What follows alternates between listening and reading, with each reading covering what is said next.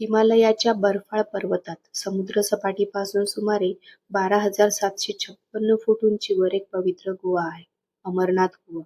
इथे दरवर्षी नैसर्गिकरित्या बर्फाचा शिवलिंग तयार होतो. पण ही जागा पवित्र का मानली जाते? कारण इथेच महादेवाने सांगितलं होतं अमरत्वाचं रहस्य. एकदा माता पार्वतीने महादेवांना विचारलं, स्वामी, तुम्ही अजरामर आहात. तुमच्या अमरत्वाचं रहस्य काय आहे? महादेव क्षणभर शांत झाले, कारण हे रहस्य फार गूढ होतं. ते कोणाच्याही कानावर पडू नये असं होतं. म्हणूनच त्यांनी ठरवलं, अशी जागा शोधायची जिथे कोणीही जिवंत साक्षीदार नसेल. अमरनाथकडे जाताना महादेवांनी एक एक गोष्ट मागे सोडली.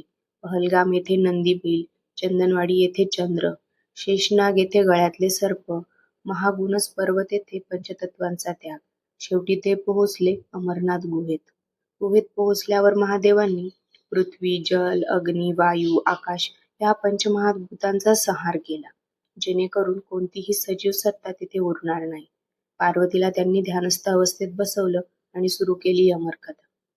महादेव पार्वतीला अमरत्व रहस्य सांगत असताना त्यांना वाटलं माता झोपल्या आहेत, पण सत्य वेगळंच होतं.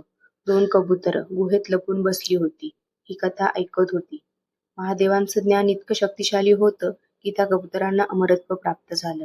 आजही भक्त सांगतात, अमरनाथ गुहेत कबुतरांची जोडी दिसली तर तीच ती अमरकथेची साक्ष आहे. अमरनाथ गुहेतील बर्फाचा शिवलिंग पौर्णिमेला पूर्ण आकार घेतो, अमावस्येला लहान होतो. हे निसर्गाचं चमत्कारिक रूप आणि शिवशक्तीचं प्रतीक मानलं जातं. अमरनाथ यात्रा म्हणजे फक्त प्रवास नाही, ती आहे तपस्या, संयम, श्रद्धा आणि आत्मशुद्धी. महादेव सांगतात, अमरत्व देहाला नाही, अमरत्व आत्म्याला आहे. ही कथा आवडली असेल तर व्हिडिओला लाईक करा आणि कमेंट करा. हर हर महादेव.